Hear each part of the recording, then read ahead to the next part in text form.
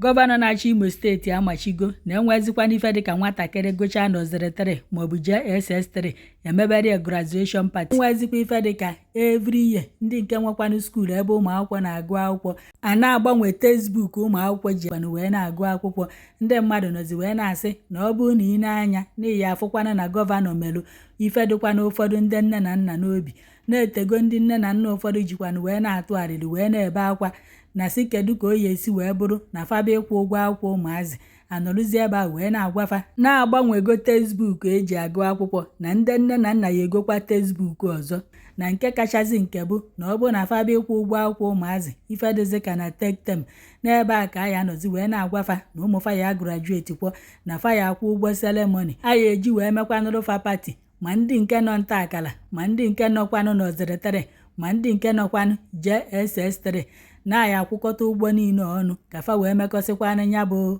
pati ọnụ. N'ọnya nwa ka gọvanọ Imo steeti Hope Uzodimma machidozie nya bụ ife wee sị na enwezikwana ụdị ife dị etu anụnwa na ife aya da emezikwana obo nwatakịrị nọrọ nta akala wee gụgide wee ruo jee SS3 na ọgụchazie anya bụ jee SS3 o wee nakpu ụlọ wee jezuo ike wee pụtazie wee gụọ SS1 n'oluzie SS3 nọ mgbe a ka ọ ya emezi graduation ceremony iji wee bazikwanụ na mahadum. Na ọ bụghị nke nwatakịrị gụcha nta akala jee gụọ imi na anya emeri ya pati, o jee praịmarị skuulu emeri ya pati, ọ gụọ jee SS3 emeri ya pati, ọ gụkwa SS3 emeri ya pati. Na enwezikwa ife dịka ụdị ife anụnwa ọzọ n'Imo steeti. N'ọnya bụ ife ka o kwuchalụ wee were ya wee nye onye na-afụ maka ịgụ akwụkwọ n'Imo steeti Prọfesọ Bernard Ikegwuruọra, onye nke pụtaziri wee kpọpụta ndị nne na nna wee kpọpụtakwa ndị nkụzi na-elekọta ụmụazị anya n'ụlọ akwụkwọ wee kpọpụtakwa ndị nwegasị ụlọ akwụkwọ n'Imo steeti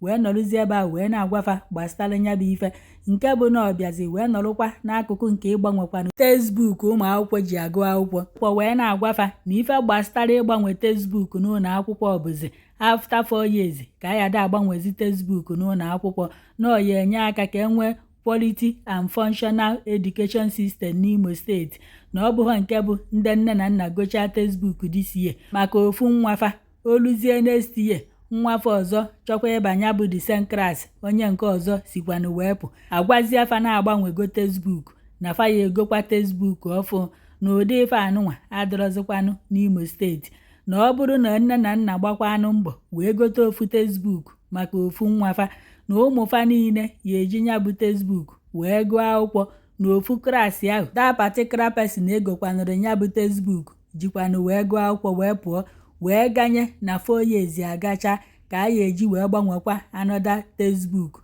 Na nya bụ ife na-abụkwanụ nnukwute ibu alọ wee nyere ụfọdụ ndị nne na nna ụmụfa na-agụkwa n'akwụkwọ. Nya bụ ife ka ọ nọkwa ebe a wee na-asị na ọ bụrụkwa sọsọ na public skuulu ka iwu anụnwa magidere, na ọ bụrụkwa sọ na gọọmenti skuulu ka iwu anụnwa magidere, na iwu anụnwa magidekwalụ ma ndị nwekwanụ private skuulu niile n'Imo steeti. Na onye ọbụla nwere private skuulu n'Imo steeti wee mekata wee nupụ isi na iwu anụnwa fa wepụtalụ na onye ahụ mara amalụ na fa ya emechi ụlọ akwụkwọ ya ma napụkwana ya ikikere o nwere o ji wee bụrụkwanụ onye nwekwanụ ụlọ akwụkwọ n'Imo steeti. Na ọ bụrụ niile anya na ọ bụrụkwanụ tata ka nsogbu anụnwa bidoro na ụfọdụ ndị nne na nna ebegidegokwa n'akwa n'oge tere aka ka e wee benata nsogbu anụnwa na ife anụnwa na-akawanye njọ na tektem. Nọ mgbe a ka ndị nkụzi ya agwafa na nwafa agụchagokwa anụ nta akala na ọ na-achọzikwana ịba nọziri 1 na-aya emeri ceremony. Ndị nne na nna ewee kpopụta nnukwute ego na nya bụ nwa lukwa nọziri 3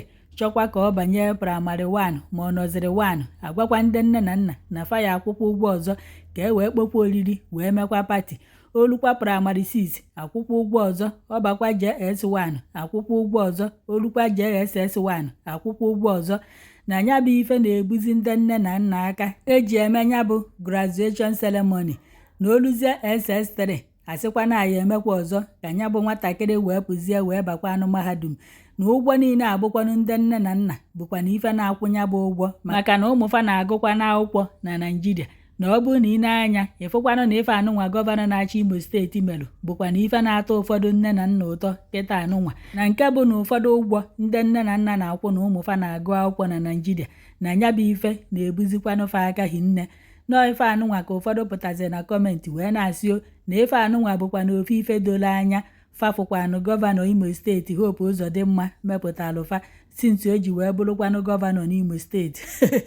ono nwezi ife ọzọ mepụtara unu ka ọsọ nke anụnwa. Ụfọdụ nọkwa ebe ahụ wee na-asị na ọ bụrụ na ndị gọvanọ ndị ọzọ ya enelụkwana anya n'ife anụnwa o merụ na ọ ya amakwanụ mma ka nya bụ ife wee benatakwanụ ndị nne na nna ịkwụkwanụ ụgwọ, na ọ ya bụ na ndị nne na nna mụchalụ nwa ụmụfa na-agụ akwụkwọ nya bụ ife wee buruzi ibu alọ wee nyelụfa. Ndị mmadụ nọkwa na kọmentị wee na-asị ife a gọvanọ mekwanụ dị mma na amahụ ka nwaanyị mụtara ụmụ ịnọ nwa ya nọ praịmarị 1 ogo textbook na nwa ya nọ praịmarị 1 nwa ya nke ọzọ ya bakwa praịmarị 1 ndị nkụzi asị na nwa ya eji textbook nke onye nke ọzọ ji wee gụ na nya bụ ife na-ebu ndị nne na nna aka. Mgbe igolu nke ya bazi praịmarị 2 igorie textbook ọzọ, onye nke ya ba praịmarị 1 igorie textbook ọzọ, mana ọ dị same textbook ife ede na nke onye si na praịmarị 1 pụta ka ihe egogharịkwa. Na ịbịazie na be nne na nna ụfọdụ akwụkwọ eju ọ dịzie ka nne na nna fa abụzi prọfesọ na-akụzi nkụzi n'ụlọ akwụkwọ. Ofu onye nọkwa na kọmentị wee na-asị na ntu anụ wee si wee mabidokwa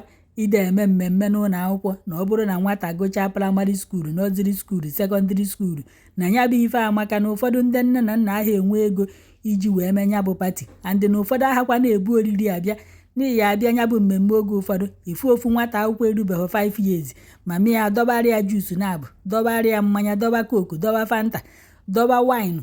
sie jollof rice, sie fried rice, gbute akpụ, ghee plantain, ya akwa, ghee indomi, bukọrọ ife niile adọba n'otu tebụl ofu onye. Ifuzie ụmụazị ogbenye nnefe enweghị ego fa anọrụ ebe ahụ na-enye akpịrịfa na nya bụ ife adịghọ mma. Wee sị ka m wetara unu ife a gọvanọ mere ka ọ dị unu ọ dị mma ka ọ dị njọ, na ụfọdụ na-asị na ife o mere amaka na otego ụfọdụ ndị nne na nna tụbara anya ka emekwa nụrụfe ife anụnwa ka o wee benatalụfe expenses na akwụkwọ anụnwa a na-ego oge ọbụla na ego anụnwa a na-akwụ eji eme pati. Nọọ ndị nkụzi na ndị nwe skuulu bụkwa na ife na-eru uru ya ndị ya da atazi afọ ya na-anụ ụda ya na-ebe anya m oge ọbụla abụrụzie ndị nne na nna mụtalụ nwa.